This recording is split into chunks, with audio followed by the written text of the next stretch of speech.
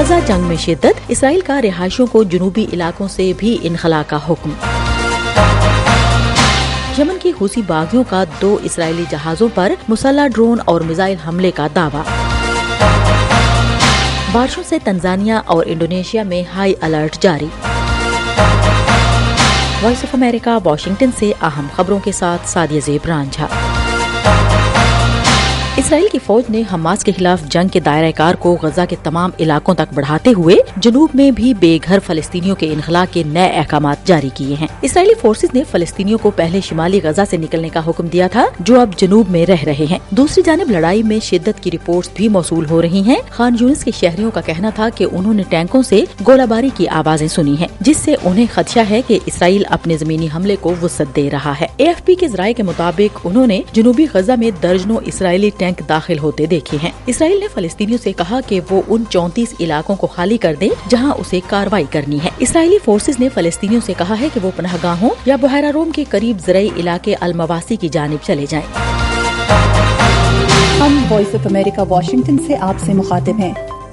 اسرائیلی فوج نے کہا ہے کہ غزہ کی پٹی میں لڑائی میں اس کے مزید 3 فوجی مارے گئے ہیں، جس سے جنگ شروع ہونے کے بعد سے اس کے فوجیوں کی ہلاکتوں کی کل تعداد 75 ہو گئی ہے۔ اسرائیلی فوج کے مطابق یہ تینوں فوجی شمالی غزہ میں ہلاک ہوئے۔ 7 اکتوبر سے اب تک ہلاک ہونے والے اسرائیلی دفاعی اہلکاروں کی کل تعداد 401 ہو گئی۔ ان میں وہ اہلکار بھی شامل ہیں جو حماس کے مختلف حملوں میں ہلاک ہوئے۔ یمن کے حوثی باغیوں نے کہا کہ اس کی بحریہ نے 2 اسرائیلی جہازوں یونٹی ایکسپلورر اور نمبر 9 پر مسلح ڈرون اور میزائل سے حملہ کیا۔ فدت القوات البحریہ فی القوات المسلحة الیمنیة بعون اللہ تعالی۔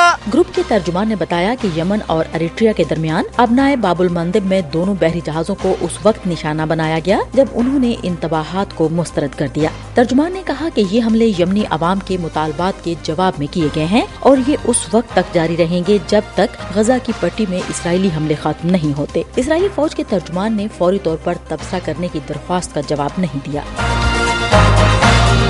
ہم وائس آف امریکہ واشنگٹن سے آپ سے مخاطب ہیں۔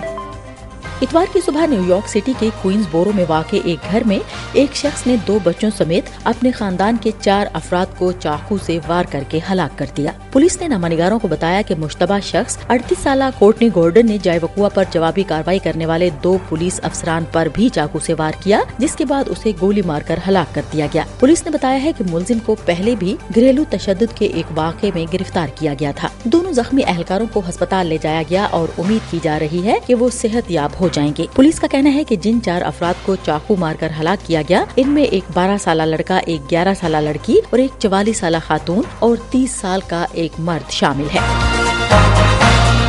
شمالی تنزانیہ میں شدید بارشوں کے بعد آنے والے سیلاب کی وجہ سے لینڈ سلائیڈنگ کے نتیجے میں کم از کم 47 افراد ہلاک اور 85 زخمی ہو گئے۔ تاہم ہلاکتوں میں اضافے کا خدشہ ظاہر کیا گیا ہے۔ علاقے کی بہت سی سڑکیں کیچڑ، پانی اور اکھڑے ہوئے درختوں اور پتھروں سے بند ہو گئی ہیں۔ تنزانیہ کی صدر سامیا سلوا حسن نے دبئی میں کوپ 28 آب و ہوا کی کانفرنس سے مرنے والے شہریوں کے اہل خانہ کو تعزیت کا پیغام بھیجا اور کہا کہ انہوں نے لوگوں کو بچانے کے لیے مزید حکومتی کوششوں کا حکم دیا ہے۔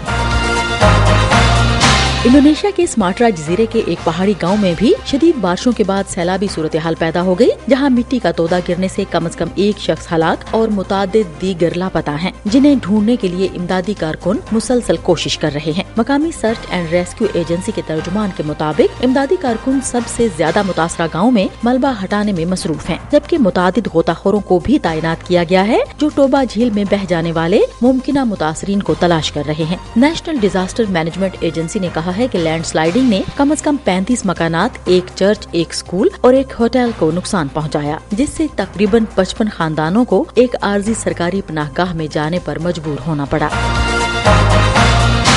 اس کے ساتھ ہی اہم خبروں کا یہ بلیٹن اب ختم ہوتا ہے۔ سعدیہ زیب رانجھا اور ایڈیٹر بہجت جیلانی کو اجازت دیجیے۔